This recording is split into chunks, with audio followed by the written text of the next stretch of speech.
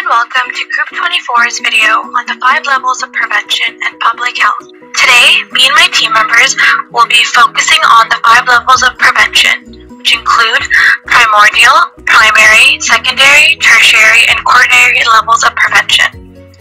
I myself, however, will be focusing on the primordial level of prevention. Primordial prevention is defined as the prevention of the risk factors of diseases in order to inhibit the emergence or establishment of such alterations to health.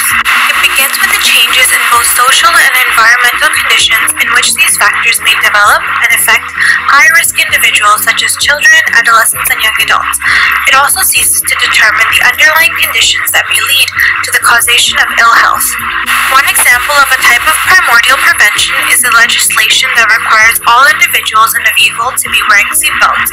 On average, there are approximately 35% seatbelt-related fatalities every year, and so by wearing seatbelts, individuals lower the risk of serious injuries and possible death.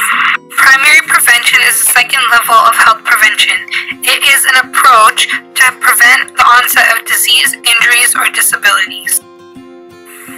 In Ontario, by law, every child attending school must have the MMR vaccine. The MMR vaccine is the best way to prevent children from getting measles, mumps, and rubella. The efficiency of the MMR vaccine is between 85 and 95% when given between the ages of 12 to 15 months. Once the second dose is given, it is almost 100%. The protection from measles, mumps, and rubella is a lifelong vaccination. The next level of prevention is secondary prevention. It involves approaches that are aimed to detect and treat early pathological changes. It controls the progression of disease. It includes screening procedures led by healthcare professionals during one-on-one doctor-patient appointments and our public health screening program.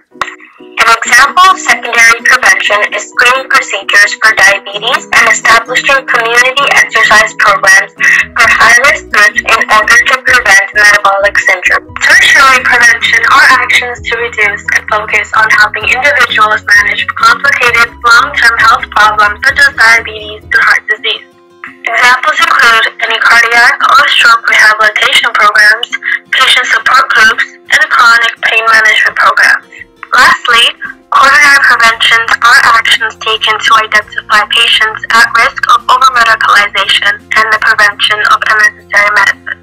Mainly, there have been new disease labels and healthcare measures that rethink objectives of primary care, so avoiding excess medical interventions is mandatory in the general field of practice. Especially in high grades of uncertainty and low prevalence of severe disease, the most difficult thing to do for a physician is to protect the patients from unnecessary medicine.